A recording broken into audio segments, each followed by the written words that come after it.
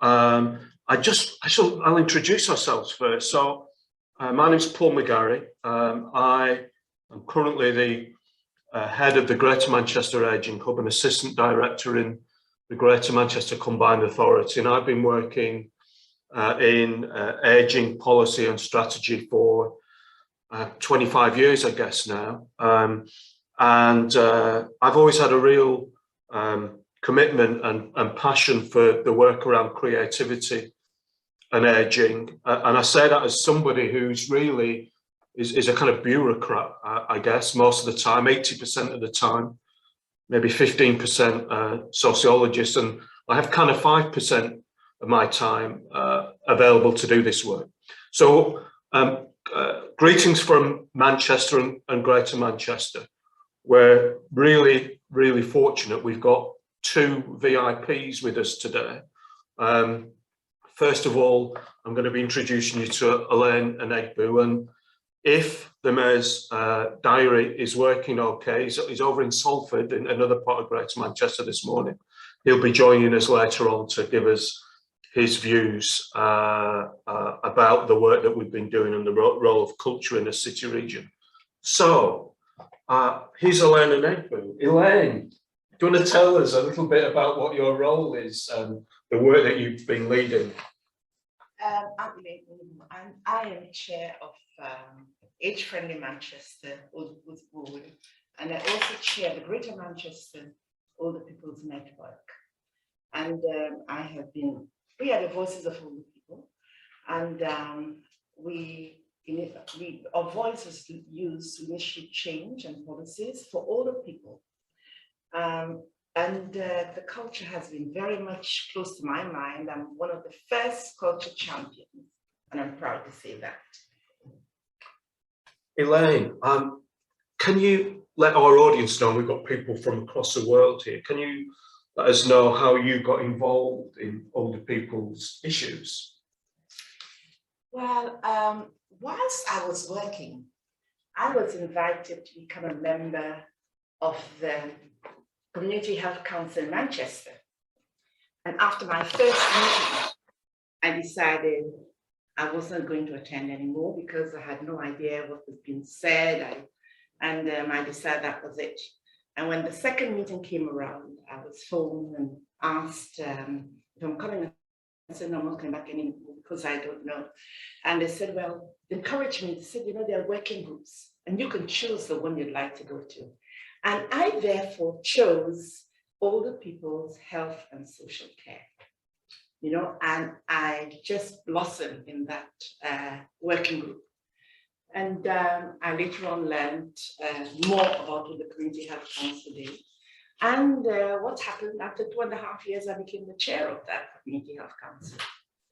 And when I retired, I joined, because I had more time now, I joined the Manchester Older People's Network. And that network encouraged me to represent them at the Age Friendly Manchester Board, which was then called the Valuing Older People's Board.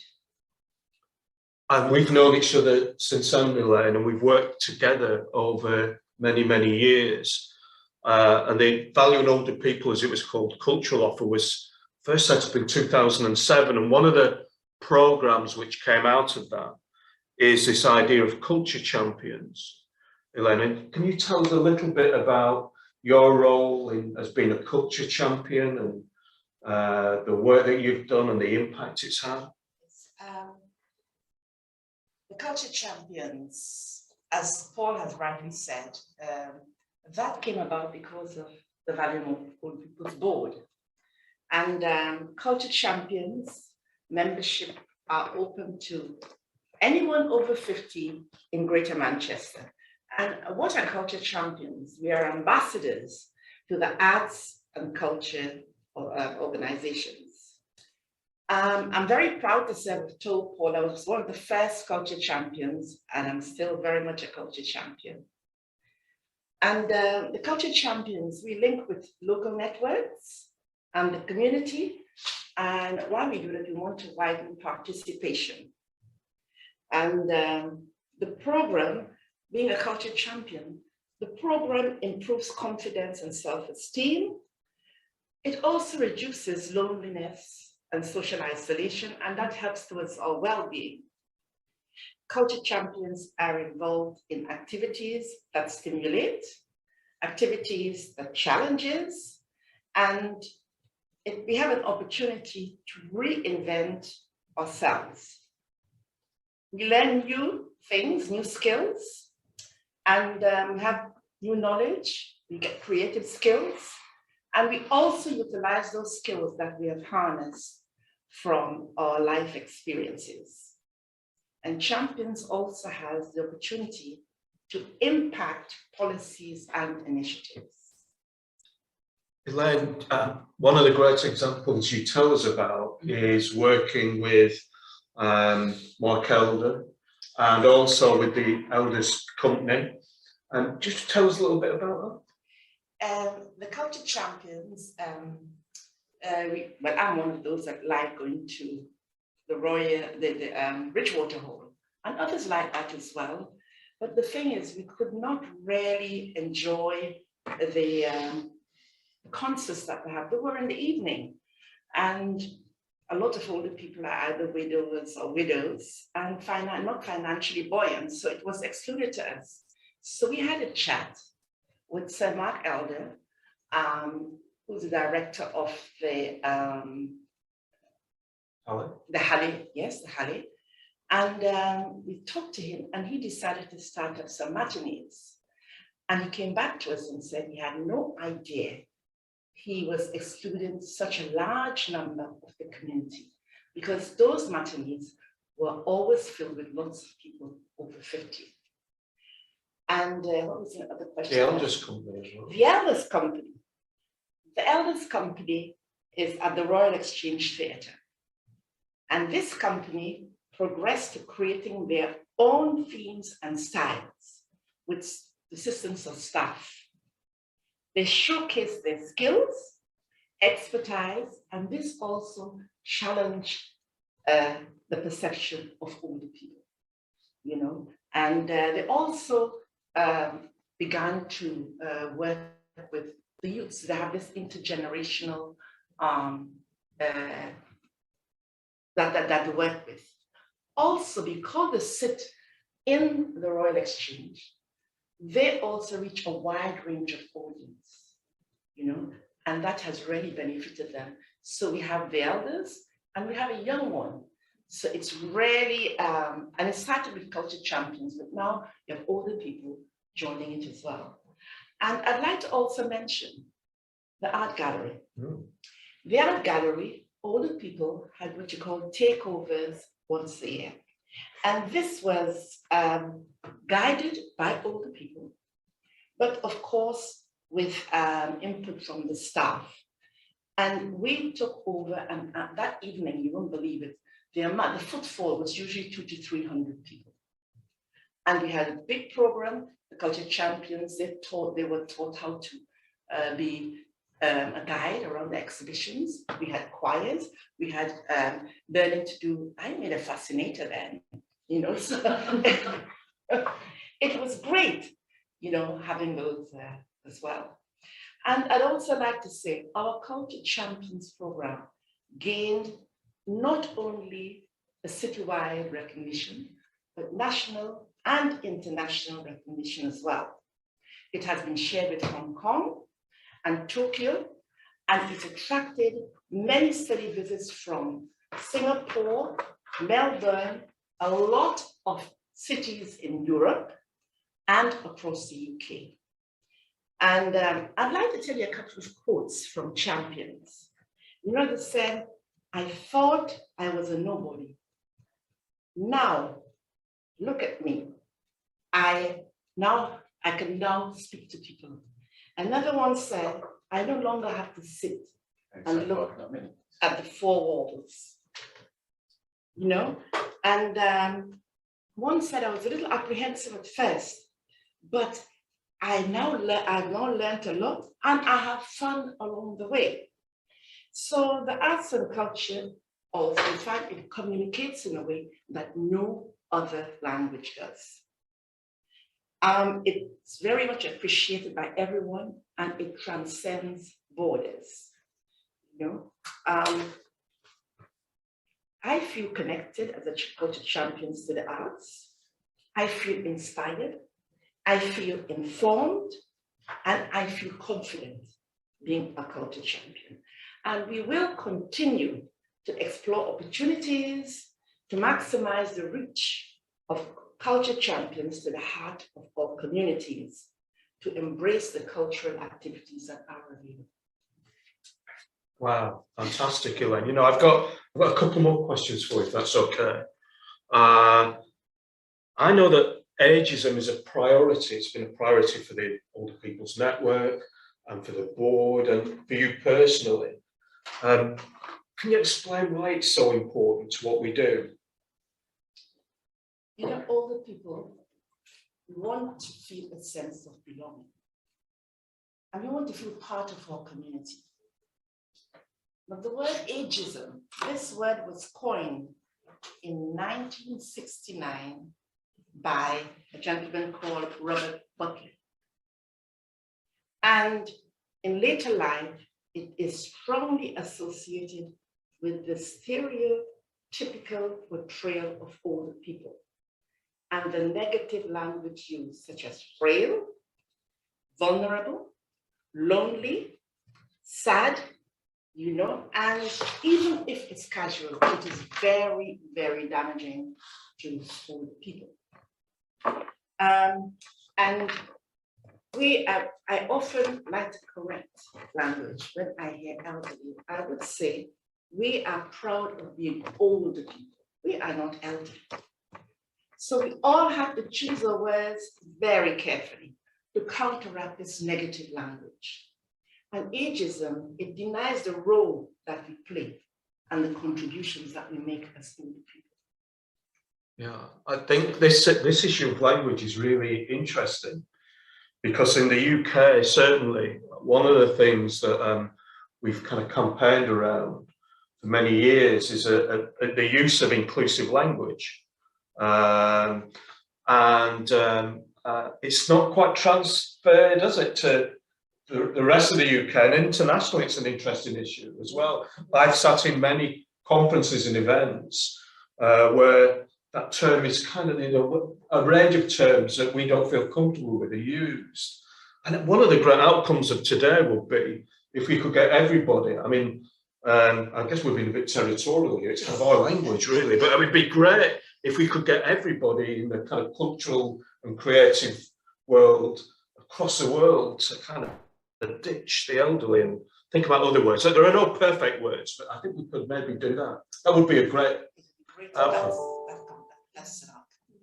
Yeah, okay. Well, look, I've got a couple more questions. We've got a little bit of bad news. Well, it depends which way you look at it, because our mayor, Andy Burnham, has been caught up in meetings elsewhere in Greater Manchester. He can't join us, although he's been a great advocate and supporter to it. The good news is that it means that Elaine and I can keep chatting for another 10 minutes. And you can ask some questions as well if you fancy asking Elaine, or, you know, if you want to ask me a question, you can as well. You'll get a more interesting answer from Elaine, frankly. But we'll keep chatting, okay? It's all right. Now, this is a kind of bit of a kind of personal question, I think. We were talking about this recently. If you had we've got people from across the world here, and, you know, and across the UK, if they were visiting Manchester for a day or two or a weekend, you know, where would you suggest they went, you know, to have a good cultural experience? Where are your favourite places? I think you might have mentioned one or two already, but just tell them about it. There are so many places in Manchester. Manchester is great for the arts and culture, but I like to go to the Bridgewater Hall and for the matinees that I've spoken about, but also they now offer a series of free lunchtime concerts on a Friday. And the program presents a diverse range of contemporary, classical, and world music. You know, and so that is something great for older people to go and listen. Even if you come in and you know this program is there, you can join that program. I also like going to the art gallery. prior to the culture champions, older people felt that those places were not for them, and they never went there. But the culture champions have opened this to them, and we have our philosophy group. Who would have thought that people 60, 70, 80, 90 going to the philosophy group? And what the staff does, we decide what topics we are going to discuss, and the staff assists us by bringing a piece of artwork that would connect to that topic. And pre the session, we'll have a discussion about this. If you like to sit in a beautiful area, we have the Whitworth Art Gallery. And you go there and you have coffee in a beautiful, tranquil environment. And you can go out and look at this. It's such a beautiful place to go to.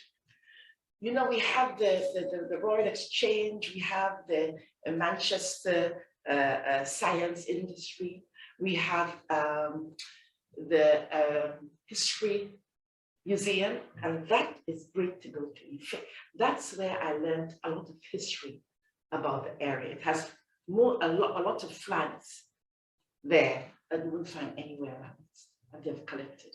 So it's really beautiful. So there are lots of places you can go to. Wouldn't it be great for us to have an exhibition at the People's History Museum about all the work that's been done around this agenda over the last 20 years or so? I think maybe we could, we'll talk about that outside the meeting. There's something else. One of the points I think was made from our colleagues from Ireland was this kind of age-friendly or kind of charter around culture and arts, which was really interesting. I know we did some work around cultural institutions where groups of older residents, or a small number of older residents, would visit the cultural institution and make recommendations and suggestions about how they could be more age-friendly. Were you involved in that work? I did a little bit of it, because when we went to look at the venues, we looked at the accessibility, whether there was ramps, or if there were not, if you don't use a ramp, if you don't have too many steps to climb. We also looked at if there were assisted doors, because in these huge buildings, the doors can be very heavy to push. So assisted doors were perfect, or even the doors are open automatically. And we find that there should be more information. For example, if there are drop-off zones, if there's any parking nearby, and also let us know about the hearing loops, whether the lighting is adequate, because as you grow older, you do have problems with your eyes.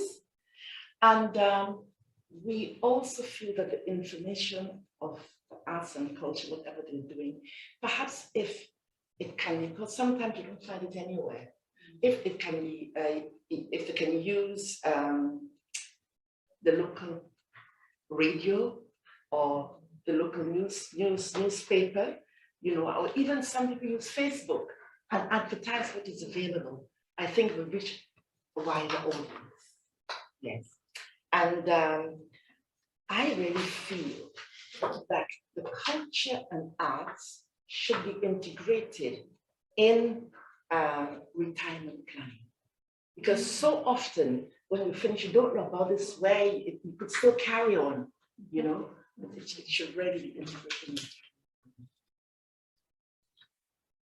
Elaine, I don't think we could have this conversation without touching on something that's impacted on all of us over the last 2 years, which is the experience of older people's experience of the pandemic. Could you say a little bit about how you think it's affected older people here in Greater Manchester, and how people have kept in touch, and the role of arts and organisations in keeping people feeling connected and engaged? The pandemic has hit older people,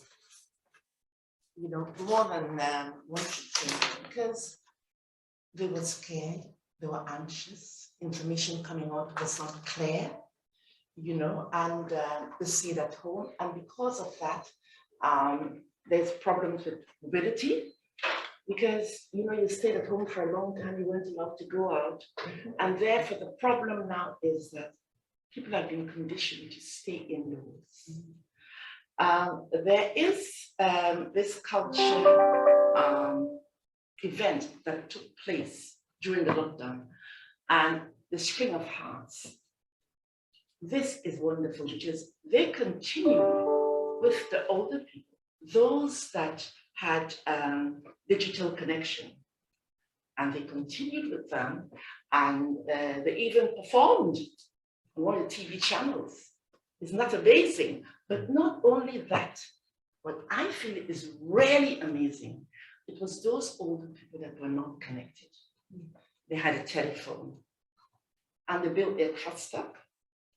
They spoke to them, talked about their lifestyle, and developed music based on this. And I thought that was amazing. So older people, even though we weren't connected digitally, they still found a way through arts to get them involved. And I think that's great. Wow, it's amazing, isn't it? I know in our cultural partners in Greater Manchester produced a pack for older residents called a kind of creative aging pack. And we produced, I don't know, 15,000 of these that went out to older residents through different community organisations. And it included, a whole range of things and resources, practical things that people could do to keep connected, to keep themselves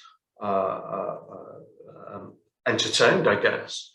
Well, we've had a question here from Phil Cave. Have we got any advice for other cities and places to help convince councillors, politicians and local businesses of the value of art and creative ageing? Wow, arts and creative aging has really helped with the well-being. And my advice I would give is that we need sustainability. Politicians should give resources, more resources towards the arts and culture so that it can be sustained.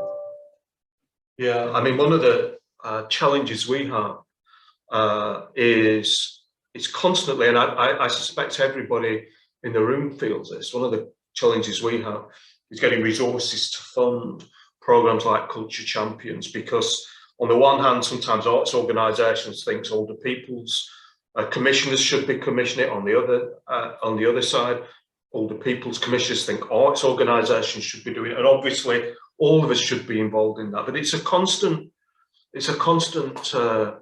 challenge for us. I think, to answer Phil's question, if I can, a little bit, I think the most effective thing to influence politicians and policymakers, commissioners and funders, is to do what we're doing now and hear the testimony of older people from the city, get people together, get politicians listening to the impact of the work that we're all involved in one way or another. And it is always the most impactful, and actually not just around this agenda, whether it's around housing or transport and so on. Listening to the real life testimony, and also producing, we have this term now, co-production, working together, sharing power with different groups of older people to produce these programs of work, so that the kind of divide between officer and resident or volunteer actually becomes less clear than it might have done. I think that's certainly my experience. And I think that the last thing to say here is it's about the relationships that you build up over a period of time of trust and transparency, so that we can sit down and have conversations like this and feel like we're on the same side, on the same page. Time's kind of running away from us a little bit. I wanted to say something about the next phase of work for us in Greater Manchester. But Elaine, is there anything finally that you want to say to this audience, people who are listening now, and no doubt people who are going to listen to the recording of this event, to cities, to individuals, to agencies, to organisations across the world, but also hopefully people who are listening just over the road in our cultural institutions as well? One thing I'd like to mention is that when the Culture Champions program started up at the very beginning, you know, we were very enthusiastic, and I was in the hospital, and I did tell them about this. You know, we have Culture Champions and what to do, and is it possible to get one of the arts and culture staff to come in and maybe do something with patients? And you know, that was taken up. And from our museum, staff went in with artifacts, and patients, you know, when you're getting a little better, you're not clinically fit enough to do, but you feel better, you want something to make the dish a bit short. And this helped fantastically. And I am sure based on that, the culture shots has developed. And one day I was in the hospital and I was awaiting to see my doctor, and he said, okay, you need to have a prescription. And I had to wait for an hour or so. I said, no, I'm not waiting for an hour. Give me the prescription. But before I could finish, you know what? A beautiful trio started of strings. Wow, and I just sat down. I forgot I was waiting for an hour. And it was just so therapeutic. Now, that was done for me, a walking patient. Think what it did for patients in the hospital. So that is an extra of what the Culture Champions have, the bridge between the arts organization and Culture Champions.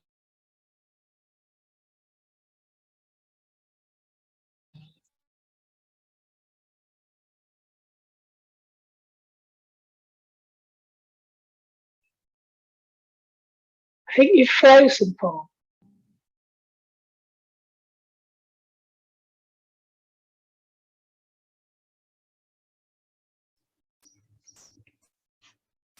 I just wanted to say a couple of other things as well before we move on.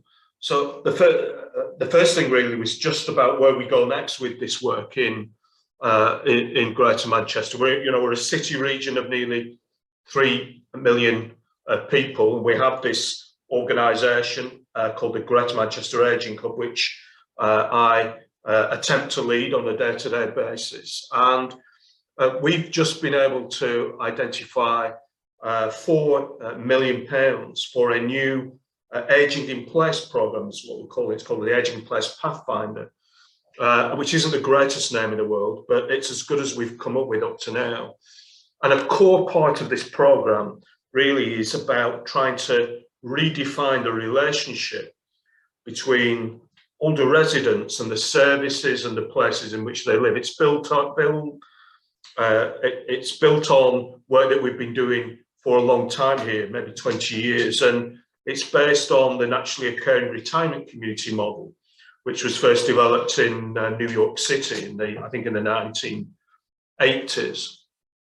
And why I mention this is because this gives us the opportunity initially in 10 low-income communities in Greater Manchester to produce a piece of work or a programme of work around creativity, culture and ageing.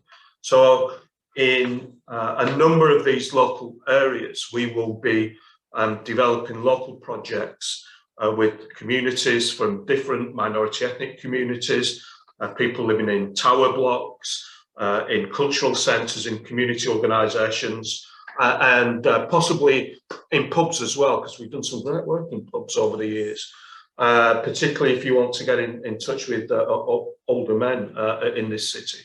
So we're going to be doing that next, and yeah, we'll let you know which areas they are in the chat later on, if that's okay.